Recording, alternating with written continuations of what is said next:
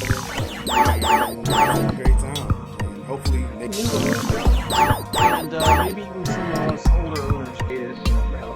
But I'm back.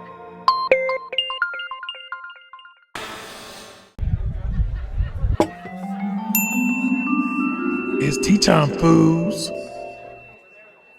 Hit up, fools. Mizzah Tee here with some off-the-cuff commentary. Just want to talk a little bit about, the specs talk and whatnot around Nintendo Switch and, other game consoles. And also want to talk a little bit about Breath of the Wild, the release date and all that kind of stuff. But before we get into the spec talk, just want to give a brief history. I'll try to make it as brief as possible. My gaming as far as PC gaming. Back in 1995, bear with me, I have a little bit of a cough, so I'll probably edit some of them out if I can. Back in 95, I got my first PC. It was given to me by my cousin. I guess he upgraded at that time. He got a newer one. And he decided to give me his old one. And so that's when I kind of got into a little bit of PC gaming. Before that, I had my gaming as far as computers go was mostly on the Mac. Back in, I guess, middle school, we had Macs at our school. Old Macintosh computers, the monitor with the 2 floppy disks. Yeah, I'm old. And we played a lot of educational stuff. There was a lot of just fun games too, but we played stuff like Oregon's Trail and the Carmen Sandiego games and stuff like that. And so I guess I'm back with Mac right now, but I remember that I kind of started with Mac first, and then I got the PC from my cousin, like I said, and I got into a lot of games that the PC that they gave me could run. There was I can't remember that FPS that came out. It was really kind of gory. I can't remember the name of it, but played that. Got Myst. Got those great LucasArts games like Monkey Island, Escape from Monkey Island. Some simulators and stuff like that. And that's where I started, playing on PC. And for me, it wasn't about, this is more powerful than my home console. It can, provide all this power and graphics that I can't get on my home console. I mean, obviously that was part of it, and it was good. It was cool to see better graphics and stuff on games and stuff. So definitely. But for me, it was like, well, I don't get to play these types of games on home console. Strategy games and point and click adventures and stuff that I was really into back then, and you just didn't get those kinds of games on home console. And so for me, that's what it was more about, just being able to play different, have new gaming experiences that I didn't have on home consoles. So I pretty much started getting into PC gaming. I bought a computer a few years after that, probably 99. And I got into playing like The Longest Journey. That was one of my favorite games on PC back in the day. And a bunch of the other stuff that came out, typical games that came out, the Quakes. Got my first taste of that actually at a friend's house, and it was so crazy, the speed of it and stuff. And my computer barely could do what his could. He had a better computer than mine at the time, and my computer could barely play that game, but I still had fun with that. And a bunch of other games, all the typical kind of popular games that came out on PC at the time. And I remember seeing the new Macs that came out. I think it was around 99, 98, 99, 2000. The new Macs came out and they had those cool, like not sequent, but kind of see-through color schemes and stuff. You had the laptops with the cool kind of what do you call it, like sherbet colors. And you had the monitors were kind of see-through and like blue. And I guess I had forgotten, because I remember thinking, where is the tower part of those computers, those Macs? And I had forgotten that, that was one of the things about Macs, is that was the computer. The monitor housed the computer. And so I was like, oh yeah, now I remember. And that was cool to see that they were still doing that with the desktops. So they were way too expensive for me, and so I never got back into them, even though I really liked how they looked and stuff.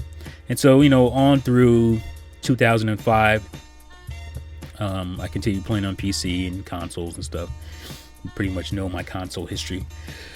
And then I got 2006 is when I got into film school, and film school, everybody was using, for the most part, it was a Mac, Macintosh realm.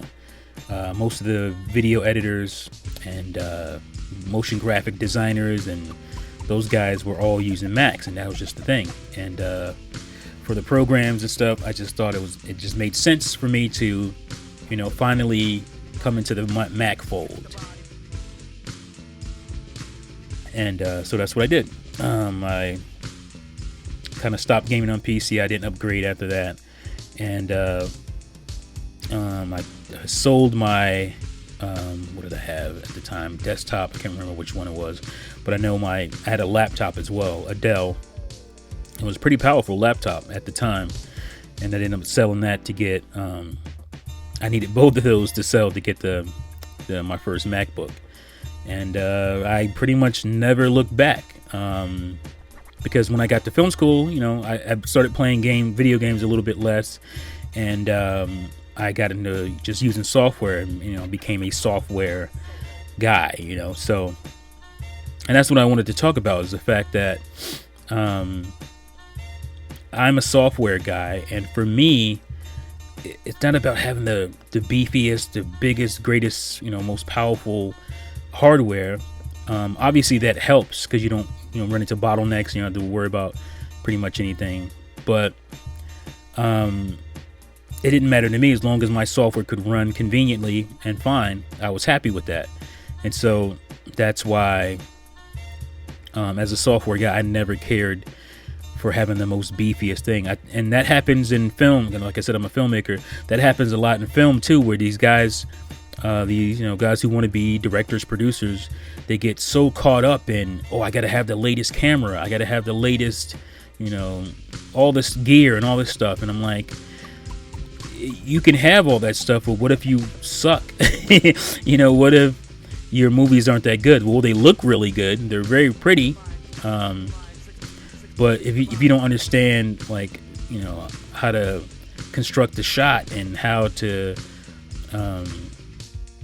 create your sets, and if you don't understand all that stuff, the more important stuff, that doesn't matter. Because I remember, because I almost got caught up in that stuff too, and I was like, I gotta have the biggest, most expensive, powerful camera. And then like a movie like what was that movie that came out, the zombie movie, the British zombie movie, 28 Days Later. 28 Days Later came out, and it was famously shot on like some really cheap Canon like prosumer camera. And I was like, why am I worried about this? Like, these guys, they were more concerned with the story and how they shot it, and not overly concerned about how great the camera was that they shot it on. And it was a great movie. It was a great little movie. And that's when I realized that it was stupid for me to get caught up in the greatest, best hardware crap. And that's when I realized that didn't matter as much. So as a software guy, I started, as a software guy, as a filmmaker, I just started saying to myself, I'm looking for high concept, low budget. Like, give me the best, give me a setup to where I can be more creative and not have to blow my wad on, tech specs and too much, gear and all that stuff. So, so that's what I just wanted to come around to, people talking about, worrying about Nintendo Switch's specs and all that stuff is just not that important. If at the end of the day, the software isn't great, then it won't matter. Like that's the most important thing, is that the software is good and it runs well, and that's what I care about. Like you won't find a video on my channel anywhere where I'm like, man, I just wish they had the most power, and because there's a lot of guys coming out saying, oh, you're defending or you're, I hate to use this term, damage control, when you say you don't care as much about specs. Well, how is that damage control when I've always said that? Like that's always been my point of view. So me just stating my point of view is damage control. Like it's weird. Like I don't know what else to tell you. Like I can afford this. I can afford that. Like over the summer, I started building me a PC. And it's pretty powerful. And it runs the latest games and all that stuff really well. And I thought about like making a video about it, and having a how-to and look at me build this PC and buy all these parts. But I thought about making a video, but I got so bored thinking about it, because I was like, this is so boring. Like the most exciting stuff to me is about what the computer is going to do, not what's in the computer. Like that's boring. That's nerdy, boring stuff. Like, and that's how I feel about video games and video game consoles. The exciting part is what it's playing, not how much power it has to play it. Like it's kind of silly. Like I've never felt that way. I mean, I guess I said in one instance that I kind of felt that way when I was trying to buy the best camera out there and all that stuff. But I quickly realized that was kind of stupid, because the substance is what matters more, not the hardware. But they've said 1,000 times that the Switch is scalable and you'll be able to play those games. Maybe you won't get the best version, but so what? Like I never cared about that. Like as long as it can play the game and it plays it well, like good. I'm happy with that. I'm excited to see something that isn't supposed to do something do it, even if it doesn't do it the best, because that's just how I'm built. I like seeing stuff like that happen. For instance, like Xenoblade Chronicles came out for 3DS, new 3DS. I looked at it and was like, oh, it doesn't look as good as the Wii version, obviously. But I was so intrigued, I was so enthralled by the fact that this little 3DS system could play that game, could have that game, that I went out and bought it. Now, I barely play it, but I was so enthralled by the fact that it could run it. I was so amazed by that I went out and bought it, because I found that to be more intriguing. There's nothing special about, powerful hardware playing pretty games. There's nothing special about that. But being able to play like pretty, console games, especially like on the go, that, even if I don't use it that much, to me, that's so cool. Like as a kid, I always dreamed about that. And that's why I even cared about handheld consoles, because it was like, oh, I can play my games on the go. Like to me, that was such a cool and novel thing. And now we have a system that is very powerful in the Nintendo Switch, where you can play console games on the go. To me, that is impressive enough, and I'm very happy with that. So yeah, and you have, like I said, you have a lot of armchair technologists coming out of nowhere, coming out of everywhere, who read something somebody else said or watched a video somebody else made, and that video was based on somebody else's information. And by reading and watching that stuff, they think now they're an expert. Oh, this guy said this and this guy said that. And I'm like, what do you think? Like, why are you going by what other people think? What do you think about the console? What do you think about the games? That's more important. And I just think people need to get back to their own impressions and stop worrying about first impressions of some other guy. There's a lot of that on YouTube. There's a ton of that stuff. Oh, my reaction to this. And like, there's nothing wrong with watching that stuff for entertainment purposes, but you shouldn't be watching it to to gain knowledge of something. That should be something you do on your own. Like, you shouldn't be watching it to yeah, you can learn stuff from YouTube. Obviously, there's a lot of tutorial type stuff, but I mean, just like, I'm gonna decide that this sucks because this guy said so, and I really like this guy's channel. I mean, that's lame. You should be making your own impressions of something.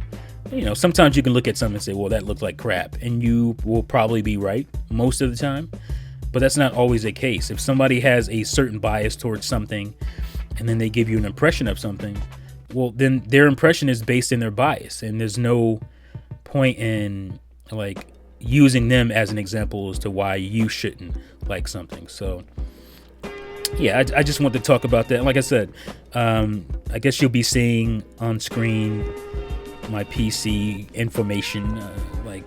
Like I said, this stuff is so boring to me.